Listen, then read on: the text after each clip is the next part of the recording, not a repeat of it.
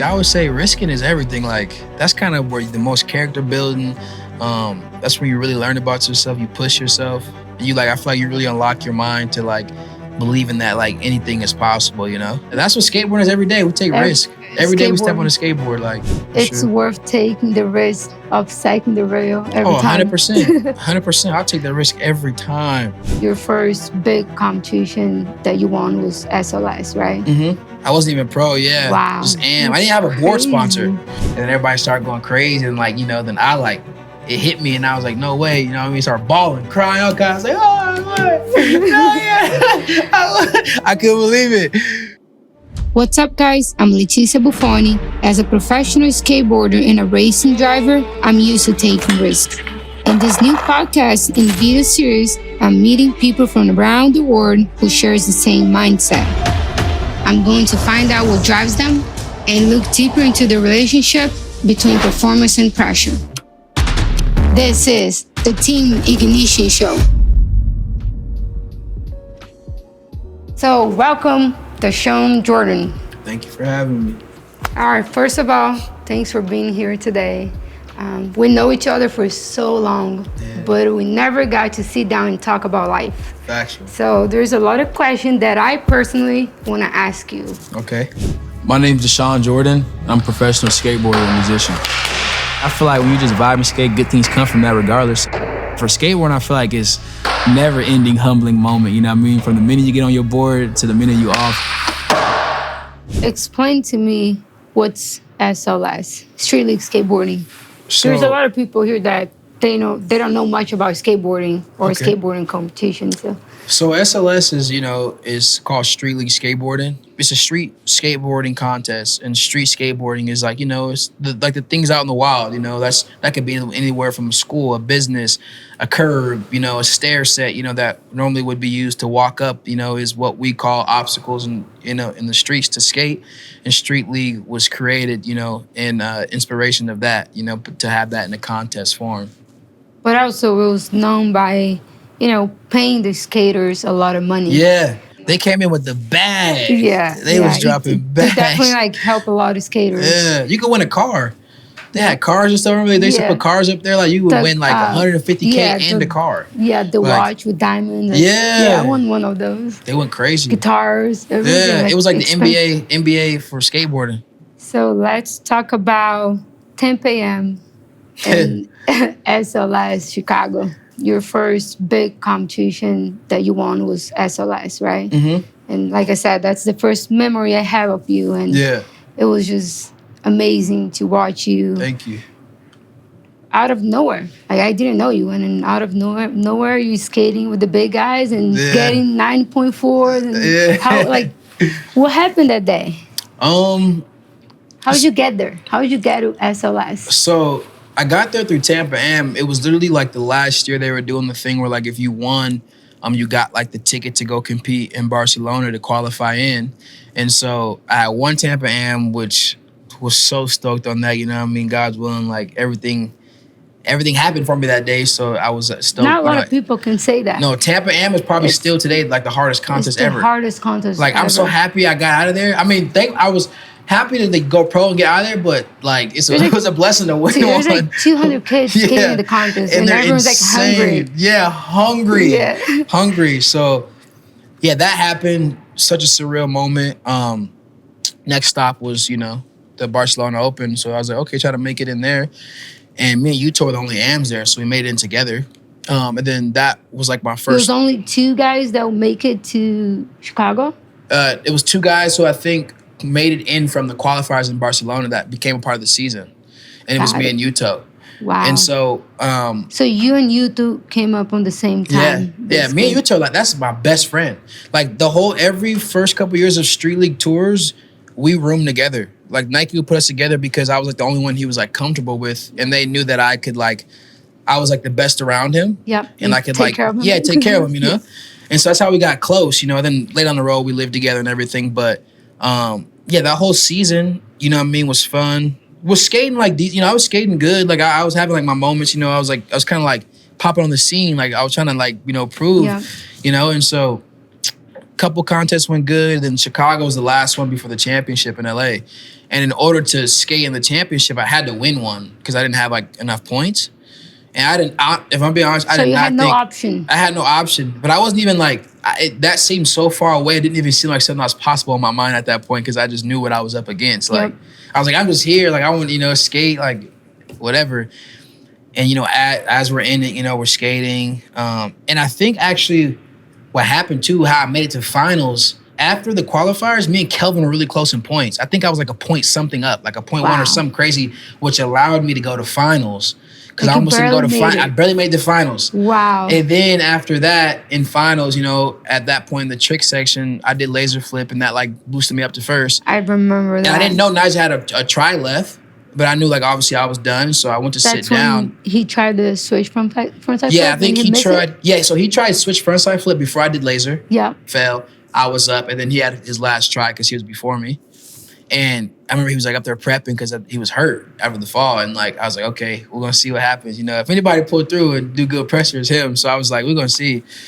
And he went for one of these switch crook and he missed it. And I was like, no way. In my mind, like, I couldn't believe it. And I was like, no way. And then everybody started going crazy. And like, then I like, it hit me and I was like, no way. You know what I mean? Started bawling, crying out. I was like, oh, I couldn't believe it. And so after that, then we went to LA and you think that changed your life or like your career? For sure. It helped for sure. That was definitely a pivotal moment in my career that like moved me to like, that next level or just, where I was and how people, what people's, perspective on me was for sure. Yep. As far as like what my ability was. So that definitely helped me, break through, another level of my skating and just what my place was in skateboarding. That was even before you got pro. Yeah. Right? I wasn't even pro. Yeah. Wow. Just am. I didn't have a board sponsor. I was skating street I was with no board sponsor. That was like the talk of the whole thing. Like Dashawn ain't pro, he's not even pro, they're skating and a board sponsor, all this stuff. And I didn't have a board sponsor for some years, but yeah, that was around that time. Wow. Facts. Talking about Street League, you risked a really big trick that day that you won in Street League. Oh yeah. What it means to you to like risk, a win, risk a big trick like that? What it means to me to risk, I would say risking is everything. Like that's kind of where the most character building.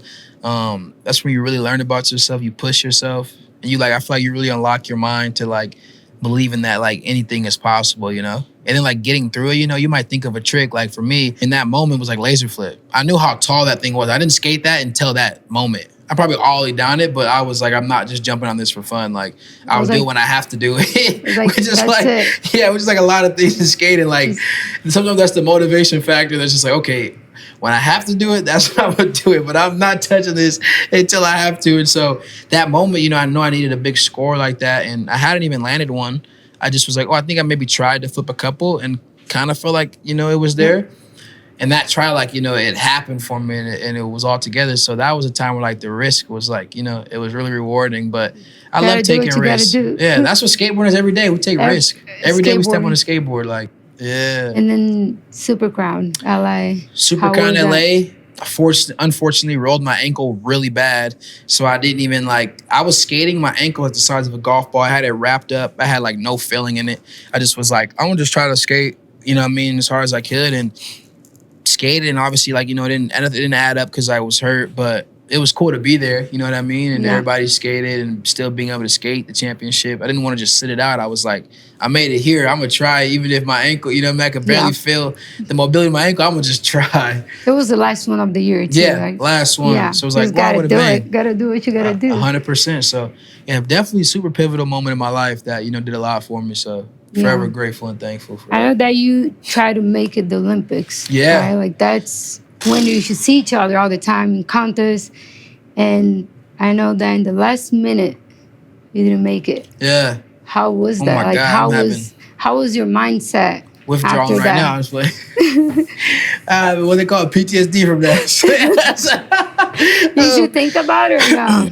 So that hit me the most that year because it was new to everybody. And everybody, we were all really invested in it that first year because it was new and like it was in the cards for us to like try and it go. was so stressful. So stressful. Everything was adjusted to it. We had to get on the testing pools and pulling up on you at 6-5 in the morning to test you, reporting your whereabouts, where you train, where you sleep, when you're traveling. It was a lot. It was a lot. And even how you skated, I was going to the park and just trying to train those 5 tricks, those 3 like it was, you know, really restructured my whole life to do that. And so it was crazy. Not going was actually probably the best thing that could ever happen to me around that time because I was investing. I wanted to go, but after like when we were in Rome, I literally missed it by 1 trick, and all I had to do was go to finals and I would have went. But I missed my last trick, you were like and so third for the team. Yeah. And so once I missed the last trick, you know, I knew it was a wrap. I wasn't really sad. It was like something in me that wouldn't let me like break down or be cry or be sad. I just was like, oh, like I almost felt like a weight was lifted off my shoulders, and I still had a little bit of grieving and wanting to go, but I was like, oh, like.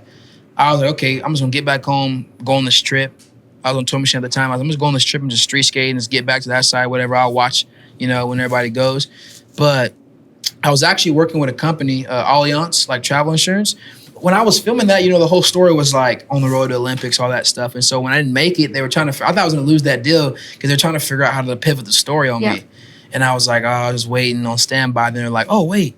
We can pivot this as like post-Olympics, like mental health. Yeah. And it was like perfect.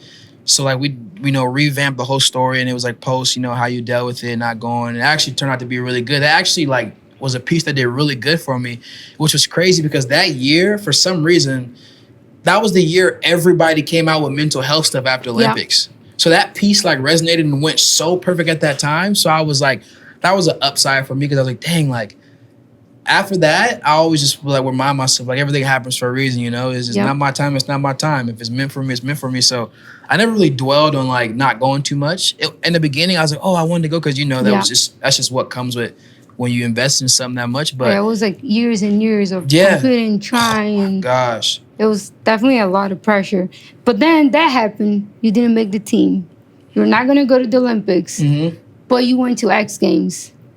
2021. Oh yeah. Well, I saw you too. Yeah. Wait, you won my bad. You won that one too. I won that one too. Yeah, that's how I remember. You know what I'm saying? Who was up there? We both got the top spot. So like, cause you know sometimes when you don't do good in a competition, you just get yourself down and you don't want to do it anymore. Cause that happened to me. Yeah. When I didn't make the finals in the Olympics, I was like, I was so overconfident. I was like, I don't want to do it anymore. Yeah. But that didn't happen to you. You just went straight into X Games and you won X Games. What's your first gold?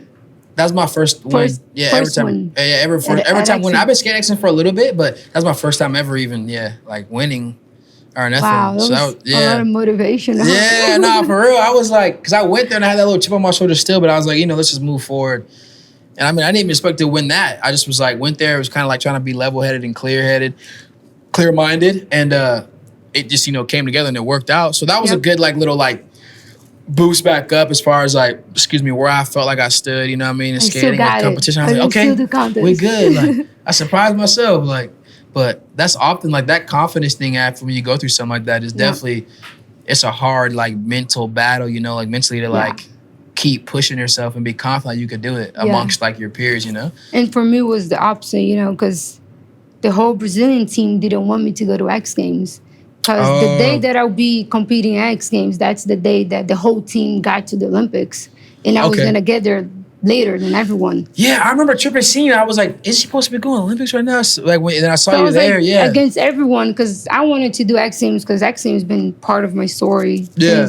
The reason that I'm still here, it's because X Games invited me out in 2007. So I didn't want to miss X Games. Facts. And I knew I had a couple days to get used to the time zone and all that. But they were like, nah, you shouldn't go. It's too risky. We don't want you to get hurt or get here just in time for practice. You shouldn't go. And I just went against everyone and I was like, I want to do it, Yeah. And then I got there and I was so scared. Yeah. I was I cannot get hurt. Because if I get hurt, they're just going to everything they said, it's going to make sense now. So I was really nervous and end up landing my last run, I think, and won another gold medal out of nowhere. I was not even expecting that, So it was a really cool moment, right before the Olympics. Yeah. And then the next day I just flew to Japan. How was that for you? Like when you you didn't want to when you realized you didn't want to do it anymore, like that transition. Like how was that? Like I always said, like for a long time, I said that after the Olympics, I was, gonna take a little break from competition. I've been competing for 20 years. Yeah. So I wanted to take a little break. And I just, for like 4 years before the Olympics, I went through like so many injuries. I thought I was not going to make the team because I broke my foot twice. Yeah. So it got to a moment that I was like feeling forced to skate and train. And I wasn't having fun anymore. I was like, I'm only doing this because I got to do good at the contest and I got to make the team. Because I really wanted to go to the Olympics. It was my goal. Yeah. But the road to the Olympic was just, it was a lot of pressure. Got hurt 3 times. Thought I was not going to make it. Missed like 3 or 4 qualifying. Yeah. So it was really tough. And then after the Olympic, I was like, all right, now I think I want to take some break from like competing, and I want to focus in other stuff, other projects that I always wanted to do and never had time. So it was like, it took me like, I would say like a year and a half to finally like decide that I didn't want to go to the next Olympics. Because in the back of my head, it was like, I competed my whole life. If I don't compete anymore, what am I gonna do? Yeah, I feel like it's kind of scary. I don't know how to do anything else besides competing, But I also wanted to do other stuff like projects and do stuff like this and race cars. So it was a perfect timing, Yeah. And now I can just do whatever I want. Yeah. Now I can interview people. Yeah, you know what I'm saying? But yeah, it's just, it's, as you know, it's really hard to have 2 careers. 100%. And like you've been doing music for the last few years, and you know more than anyone how hard it is. So I had to, take some time from skateboarding and focus in other stuff. Yeah. But yeah. That's fire though. It was a good decision. I still do some contests here and there. I still do X Games. The Red Bull Conquers. I do the fun ones. Yeah, that's original. Like that's what it is. Like that's what skating is. The fun ones. That Olympic stuff is too much pressure. That's why that's kind of where I want to obviously I want to film parts and everything, but I also want to do the fun contests. Too much pressure ones is too much. I want everything to feel like it's a session. Yeah. And I wasn't getting that when I was competing, in the Olympic stuff. I didn't like the energy on the course and it's how it felt. Now I go to X Games for fun because I want to see all my friends. I want to have fun. I don't want to I'm not trying to, of course everyone wants to win, but I'm not trying to win every time anymore. I just want to have fun. And even though I still get a lot of pressure and I still get nervous before a competition because I'm just... It never goes away. It never goes away. It's annoying. Does. Even though I keep telling myself that I just want to go and have fun, before the contest, I'm just super nervous. Yeah. Do you still get nervous? All the time. Yeah. It never goes away. I don't think never. I'll be trying. Sometimes it's easier than some. The pressure, but it's after that first drop in, that's when it gets better. Yep. But after the first run. The intro and all that, I'm like, oh God, please let's just get through the intros. Let me just drop in and fall so I can just get that weight off my shoulders. Yeah. But yeah, that's what we chase though. You're known by some really cool signature tricks, going up the rail, going the wrong direction. Everyone goes down and go up. The laser flips. I don't really see anyone doing laser flips in competition. You're the only one. Thank you. Yeah, it's crazy because once I started doing it, I feel like years ago when Street League at the time, Rob was still involved, I feel like the only person I would see trying it every once in a while was Tori. Yep. Tori Powell, and was also, another, professional skateboarder who's a legend in the game, is an amazing skateboarder in person on and off the board. But then when I added it, to my bag of tricks, it just kind of became a staple in my, in my tricks. It always got me the score I needed to get. It's a good. But you mean to do that? I want to do something different that no one is doing in competition.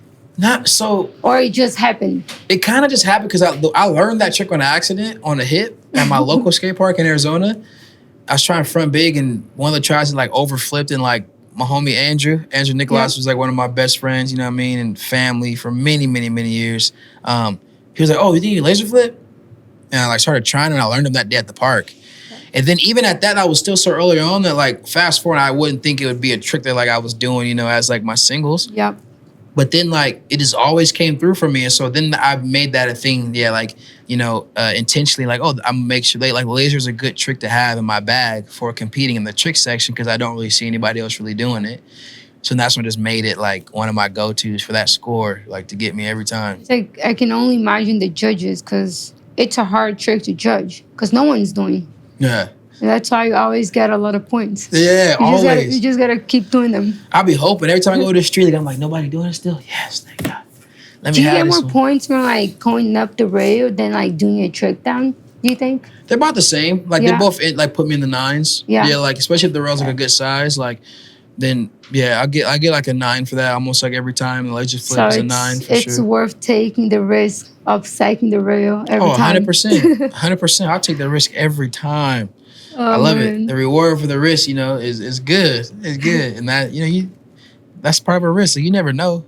All you in your mind, you have like you want to land it, but that's the risk part. Like you don't know. You psyched a really good one just a couple months ago. Really good one. That was really a good one. You like that? That was a good one. God, man. That was at Street League San Diego. Now, a couple of months ago. A couple months ago. Yeah, dang, time flies. How was it? You get hurt?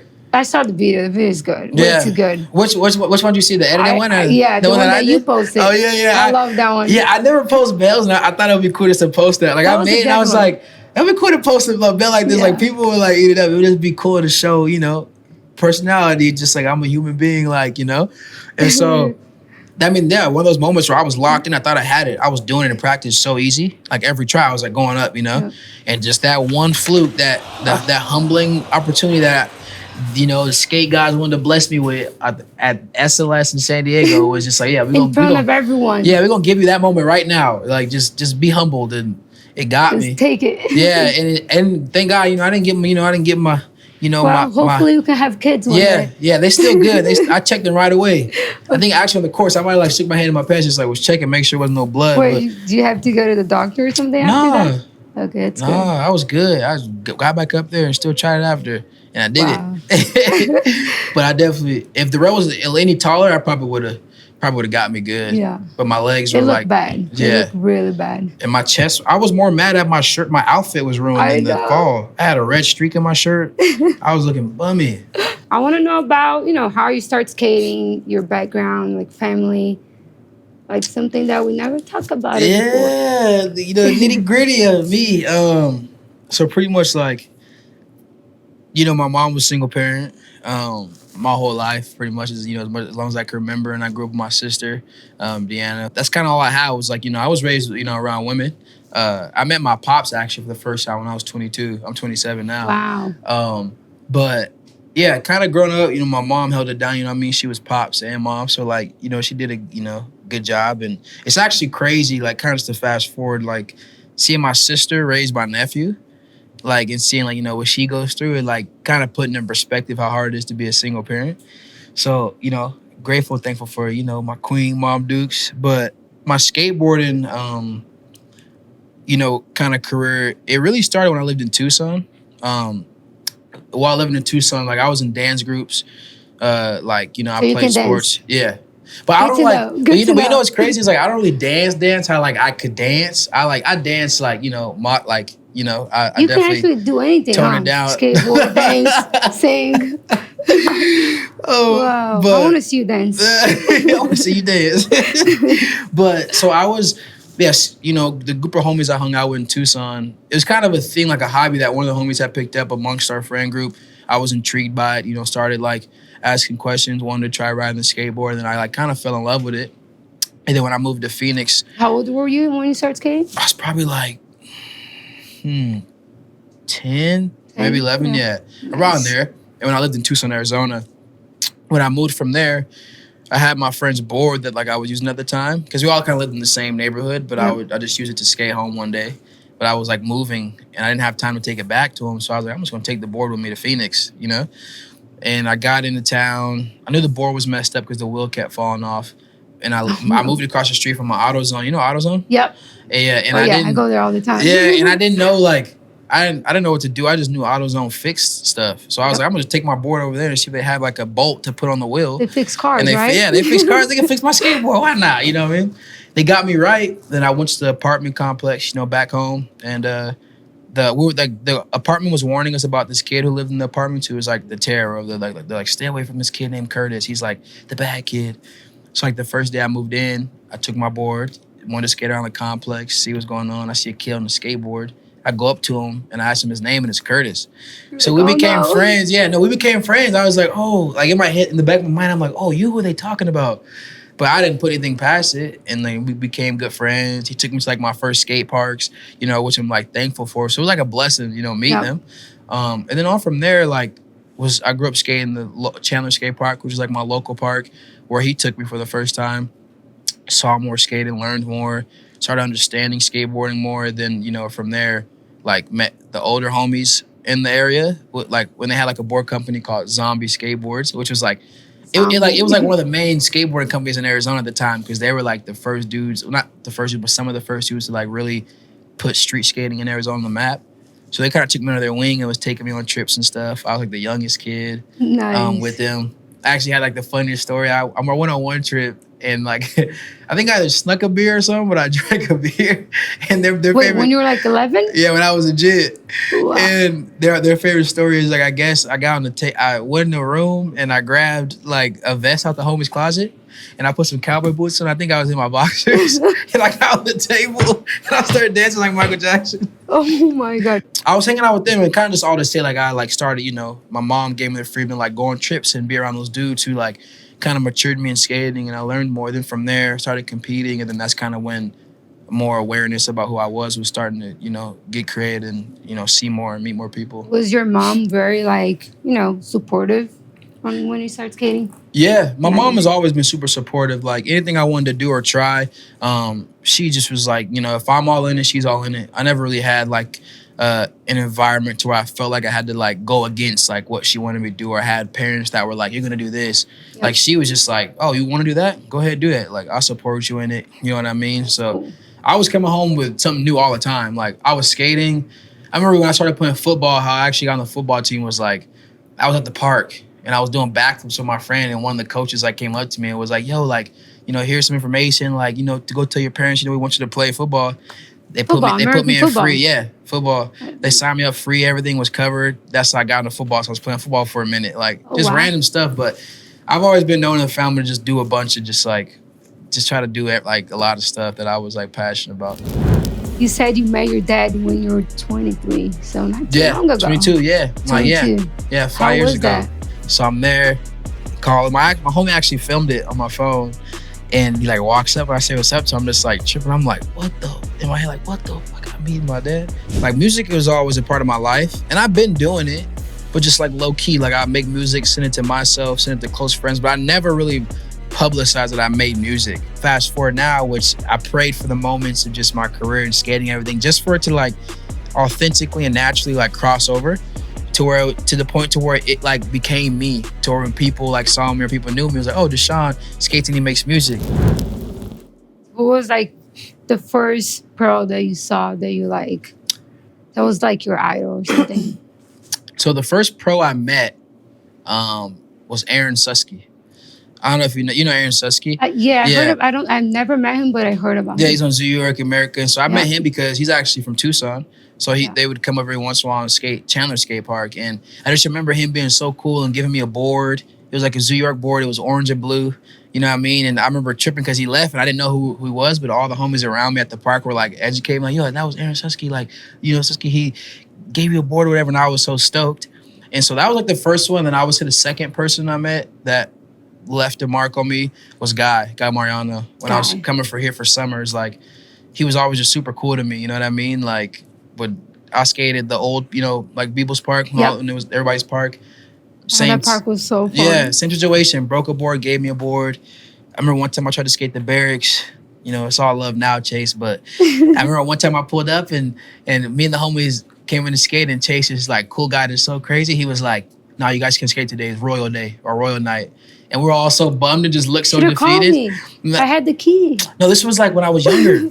And then I remember we walked outside and guy came out and he was smoking a cigarette and he was like, yo, what's up? Like, what's going on? And I was like, oh, Chase said we can't skate. And he was like, no, like, we done. And he walks in the park. He's like, yo, Chase, let these dudes skate.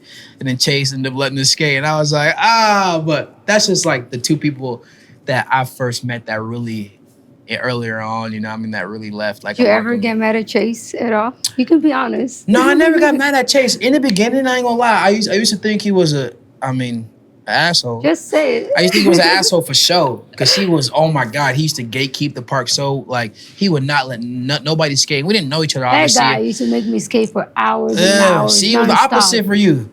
It was the opposite, yeah. I was outside trying to hope I can get in the window. I'm like looking like, man, can I skate? Like trying to I beg think my I way got in the hurt park. like 3 times filming with him because he'll make me skate for so long that I'll be so tired and I'll get hurt. But I love him. Yeah. He We was love like Chase. one of the reasons that I have really cool videos. Yeah. From like Halloween, like really cool stuff, like different stuff. you know, I got to that recruit it in with him. Skateboarders, they don't really like doing different stuff. And Yeah. Chase was always like, he always had some crazy idea and he would just call me. Yeah. I love it though. The spontaneous is always Yeah. the funnest part. Cool. You said you met your dad when you were 23, so not too long ago. 22, yeah. Like, 22. Yeah, 5 How years was ago. that?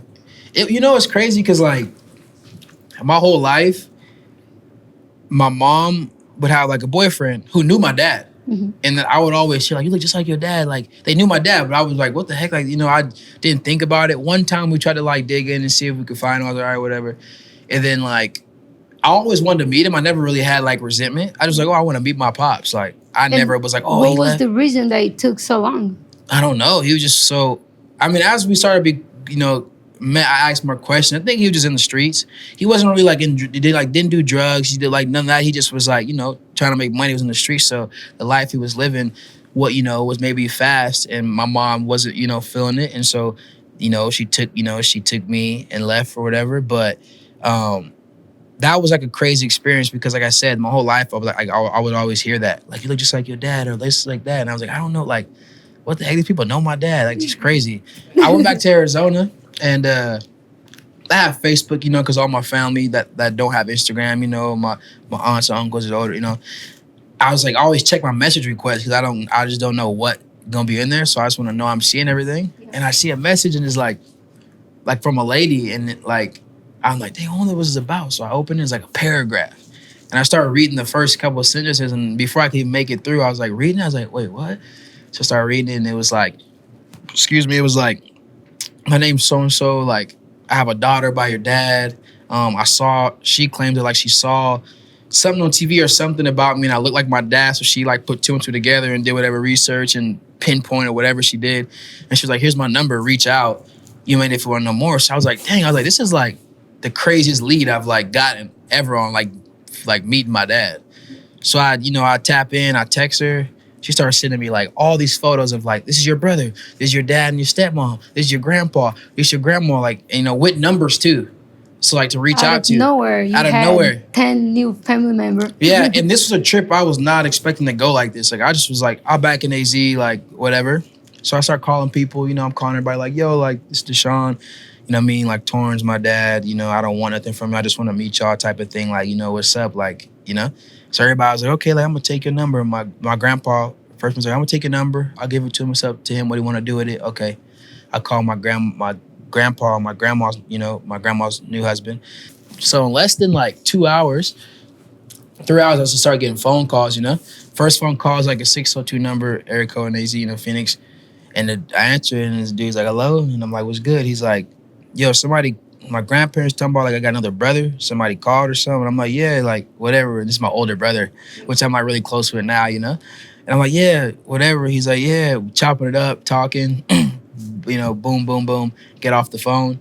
I get another phone call, and this lady saying she's my aunt. And so I'm talking to her, and she's like, yeah, this is your aunt, blah, blah, talking. And then at one point, she goes, like, he's on the phone? Your dad on the phone? I'm like, huh? So yeah, he on the phone. I just hear a dude's voice. I'm like, what the? In my mind, I'm like, what the hell? Like my dad? Like, what? So chop it up with him. And then after all the phone calls, I get off the phone. My older brother's like, yo, is it cool if I pull up on you with your mom? Because I told him we was going to eat. Yeah. He's like, I want our little brother Cameron. So I'm like, yeah, pull up. So they pull up to the Mexican restaurant. We eating that in Arizona. They walk in. The first thing he said, he was like, bro, he was like, you look just like that dude. Like, he's like, I don't know if I should hug you or still off on you. Like, I don't know what to do right now. He's like, you look just like him. They was tripping. So you sat down, we having a beer too, chopping it up, catching up. And then the next day, he's like, yo, I'm going to pick you up in the morning and, like, take you around to meet everybody. Like, pick you up early, go to the barbershop for my little brother. Even the barber's like, bro, he looked just like your dad. Like, everybody's saying this. All my aunts, uncles, we go to everybody's crib, meeting everybody. They all tripping because, like, out of all the kids, I'm like my dad's twin. Like, I look the most like him out of anybody. Wow. So then this is where it gets crazy. So as I'm finding out who's my siblings and stuff, right? This one girl named Taylor, who is friends of a girl that I've been friends with, like, I've known since I was like a kid, right?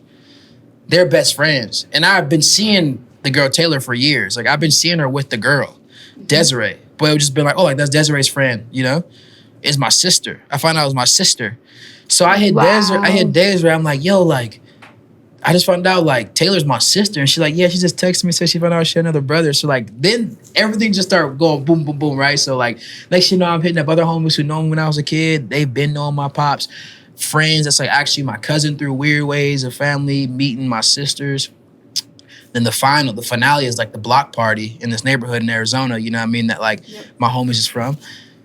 So that's where I'm meeting my pops. So at this point, I'm like a little nervous, but I'm like, oh my God, I'm about to meet him. Yeah, I'm about to meet him for the first time. So I'm there, calling. My homie actually filmed it on my phone, and he, like, walks up and I say what's up. So I'm just, like, tripping. I'm like, in my head, like, what the fuck? I'm meeting my dad. Like, you should write a book.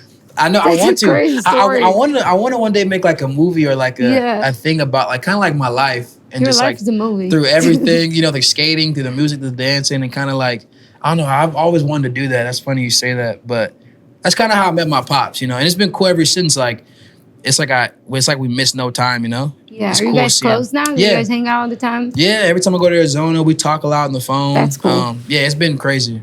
How about music? Like, do you get nervous? Like, how was your transition from, like, being a professional skateboarder to be a rapper? Like, I would say. How'd you get into it? I would say the transition. So music's, the transition from music. I mean, from skate to music. Like, music was always a part of my life, and I've been doing it, but just, like, low key. Like, I make music, send it to myself, send it to close friends, but I never really publicized that I made music because I was, like, super nervous, and I didn't want, the people that hearing the Jerry Rogers, the TK stuff, about the music and skating, and people trying to make me feel like I can't do both. Yeah. And I would always, my mind was like, bro, how come they could be in a band and skate and I can't sing or rap and skate? What's the difference? And so I had that chip on my shoulder of, like, doing it, but doing it, like, right, like, being undeniable, like. And so the point when I started getting confident, it was when I was, like, meeting, like, actual artists who's, like, in the industry, like the A$AP Fergs, the Ty Dolla $igns, and I was getting criticism and learning and getting confirmation from them. How do you know them? So Ferg I met through my bro TJ Mizell. He's, like, my big brother.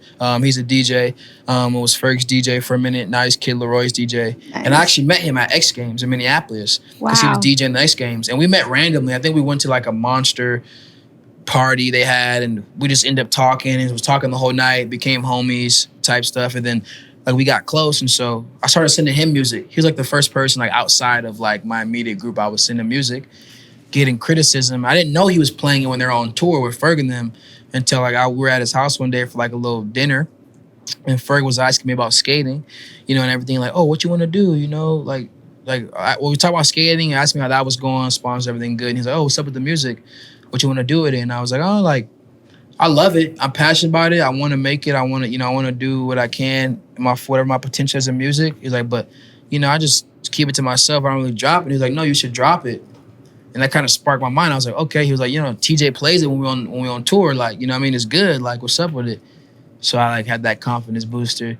And then how I met Ty Dolla $ign was that, so my friend Andy, who I'm close with, you know some really cool people, huh? No, it's a blessing. Yeah, I do. Like, I've been blessed to meet cool people. It's crazy because the skating has been the caddy of that too, Because the music is an extra, like, right? So nobody knows I really made music until, because I'm not, like, in these dudes' face, like, oh, listen to my tape. I'm just, like, I want it to be so good that when you hear it, you're intrigued by it. And that's just off the strength of, like, you found out through whatever you did, not me, like, listen. That's kind of like my, like, no game type of thing. And so my homie Andy is friends with a dude named Michael Comrie, who is Ty's stylist and one of Ty's good friends for many years. And Andy was like, yo, Comrie like styles for Ty. And at that point, I'm like, oh, Ted Austin, like, I love Ted Austin, like, big fan. And he was like, yo, maybe, I can Comrie connect y'all. Like, you can meet Comrie. So I went on a snowboarding trip, was talking to Comrie about, my music stuff. I think I sent him some music and he sent it to Ty. And Ty was just saying like how he like loved my voice and, he loved my pen, like meaning like, how my writing and stuff. And so I was going to meet him through Comrie, Michael. But I tapped in with my friend Gary Leone on Instagram randomly. And he worked at Atlantic Records at the time, which, Ty signed to Atlantic. And I pulled up on Gary to play him music because he was like, "Oh, pull up, play some stuff for me." And it was funny. He just kept saying, he was like, "Bro," he was like, "I ain't gonna lie, like, I was expecting you, like, you to pull up and play some stuff for me and tell you it's trash." But he was like, "Nah, it's good." So that was like another confirmation. Somehow we got on topic of like the Ty thing. I think I played a song or something, and I was like, "Yeah, Ty or something." And I was like, "Oh, actually, I met somebody who like, Ty." Knows Ty, and I was supposed to meet him through Ty. Then he was like, "Oh, we'll pull up on him right now. Like, I'll call him right now." So he called him, and the first thing he said, he was like, "Oh, y'all ugly." Like, he just good dude off the rip. I could just tell his energy was good. So he pulled up on him, and I met him there. Even still there, I was still just a fly on the wall. I'm always a fly on the wall, though. I'm just like in the room. Nobody, even to this day, I'll be with Ty somewhere, and like, I don't tell nobody what I do. I'm just like, I'm just here. I'm just like, Ty's homie. Like, you know what I mean? You'll find out what I do if you find out, but I don't. And so after meeting Ty, we got really close and go to him for advice, talk to him about music. And, he was just interested in the music. Like anything that music talk around us, because that's what he does. Like we actually started skating. I would have him come and pull up on the sessions, but let's just skate together. I don't need anything from you. I just want to like build a friendship, from you. And the game is more than anything from you. I don't have an incentive or an intention with meeting you. And so we just became close and close, and then it circled around to like, sending music, one of the songs he liked. We have a song together. That's actually on like my project I'm dropping in a few months. But then we became cool, and through him is meeting more people and, in music. An album? Yeah, nice. Couple months. Yeah. Cool. I got Ty on there, Logic on there. It's gonna be I'm excited to drop it. But I just met people honestly through skating, like even like the Logic thing. I met Logic through Paul, because Paul became, good friends with Logic. Somehow the music came up. Yep. Logic liked it. We started texting. Same thing, sent them songs. He liked it, sent me feature. Like, it's been crazy because in the all skating's been like the bridge, you know what I mean? Yep. Through it all. And so now, fast forward now, which I prayed for the moments of just my career and skating and everything, just for it to like authentically and naturally like cross over to the point to where it like became me, to where when people like saw me or people knew me, it was like, "Oh, Dashawn skates and he makes music." It wasn't like a thing that was like singled out where it's like, "Oh, he's making music," Now I'm at Street League X Games, they're playing the music, the homies are singing when we're skating, like it's fully crossed over. So that's allowed me to be even more confident about like dropping and what I do and sharing it. But it's definitely been cool because like you said, like the nervous and everything, like every time I drop a song, I'm nervous. Yep. Every time. Because, you drop it, it's like anything, like video parts. Putting yourself out there is a hard thing to do. Against the world, you never know. Yeah. We live in a crazy world. People are so ruthless and bold and we just hate on everything. Everything. It's hard. Yeah, you can't make nobody happy. So once I started just saying, as long as I'm happy and I love it and it's my passion, I don't care what nobody says, then that's when I really started like getting comfortable in my own skin and like the music, dropping more music. Then I started dropping music videos and like Wasaw was getting received well, you know what I mean? And so now it's like doing shows, everything. It's like, are you planning to do shows? Yeah, I've done a good amount, really? Actually before. Yeah, I love performing. Yeah, I know. I'm gonna throw one soon. Yes, I got you. yes, Come on. yes. I'm gonna throw one soon for sure. I'm gonna make sure you know. Yeah, that'll be fun. But I love it. They go hand in hand. Lifestyles, the creativity, the freedom of expression, the lessons. I'm like, skating's taught me so much with that, like falling and getting back up. So like if I'm making a song and I'm like trying to get a lyric right or like hit a certain note right, just trying over and over and over again, I'm used to the process because of skating. So how do you like split your time between skating, filming, doing contests, and making music? Because I know you're filming a video part right now. Yeah. So it's actually been like, in the beginning, it was like, oh, whatever, because music was still just like, oh, I'm just going to the studio. But now, like, since I'm like really in it, and I'm like planning stuff and trying to plan to do shows or like drop dates and trying to, mix and master, do certain things I have to do at my studio, it's definitely gotten harder because at the times I feel like I'm not skating, I feel like I'm slacking just because, everybody's hard, you're hard on yourself with certain things. So now I try to balance it. So like, for example, like my day to day would be like, I'd wake up, I'm at the gym two times a week, whether that's, I think it's Tuesdays and Thursdays. I'll do the gym after skate, probably in skating like 6, or whenever in the day, sun goes down or maybe earlier. And I go to the studio for the rest of the night. So I skate all day and then go to the studio like all night. So all I night, just like all night. Yeah, like some nights like I try until in the morning. I Crazy. try to get. I like to go earlier sessions to get done about like 11. But sometimes if it's like I had a whole day of skating or whatever, I literally be at the studio till like 5 in the morning. Wow. Like I'll go at like 9, 10. So you do that till almost 5. every day. Yeah, almost every day. That's crazy. Yeah, and I'll just sleep in because I'll time it though. Like the days I go to the studio all the way into the morning will be days I don't have the gym the next morning. Because when I have the gym the next morning, I gotta get my sleep so I'm good. But like I've had sessions with Zion. We've had 5 a.m. sessions. You know what I mean? Like that's how invested I'm into it. Like I'm Wait, like are you gonna have Zion your new album? He's not on the album, but we got music together though. Yeah, me and Zion definitely have music together. At one point I wanna do an album where like I collab with like all the skaters who do music. But that's what like that's like the other chip I have on my shoulder is like I want to do the music thing at that crazy level. Try to maybe get to where I like how in skating, just like try to make it in that level to where it's like I want to do numbers. But then like maybe that like my goal with that is to like encourage everybody else who wants to be multifaceted but maybe scared, just do it. Like you got nothing to lose. Yep. Like the only thing that's holding you back is like the opinions and insecurities of other people. But you got to put yourself out there. Gotta take the risk. Yeah, you have to like. What's your plan right now? I know you're filming for Nike, and you're gonna drop a new album in a couple months. Yeah. What else? So I got Nike part trying to square off, filming some stuff for like an April video they're gonna drop, like a fun like like montage type video, album. Maybe sometime like I'm gonna drop a couple singles before, but whole album probably be out by like September. What about tour? Tour. I want to do an album. I want to do a tour on the album, but I have this whole idea. But I don't even, I say, somebody might take my idea. But so I like, merging my worlds, right? The skating and the music. I have this idea of like bringing like the skate culture to like the shows. So, product toss and stuff at like skate parks and everything. Yeah. I want to do that at the show. So I have like my sponsors, like Nike, everybody, like, give me this product. So my shows will not only just be like me, but it'll be like an experience. Right. So you go there, you never know, you might leave with a pair of dunks. You might be throwing stuff out, shirts, everything. So ramp on stage, like people skating. Yeah, why not? Like I feel like, fun. And like that, like I feel like that's the craziest way to merge because I'm like bringing people in both my worlds. Like I don't know anybody who can do that. Yep. But I'm blessed with like the skating stuff and the resources to like do that. So I just be thinking about crazy ways to incorporate that and like having like tours where like they're not just a performing tour. It's like I'm street skating and like the footage and the type of stuff you can get from a trip like that. Like have like in a shot or somebody come in on the trip. That's like a music tour, but we skating. Yeah. We doing demos, we doing whatever. Like the type of recap and footage we can get from that is like crazy. Yeah. Like because it's like skating and trying to do music at the same level. Like I'm not just like, we're like actually skating and then have like skating and skate park is probably like full with kids stoked to see their like a shot on their favorite skaters.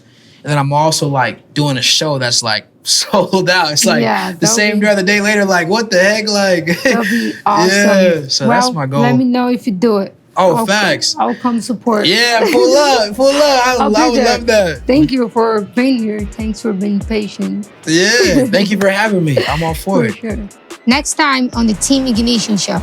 I would say it's the most dangerous wave, probably like on Earth. There's a lot of risk surfing, especially in Hawaii. There's a lot of things that can go wrong. Even being like a professional surfer, I don't want to like hurt myself and not be able to like be there for my kids.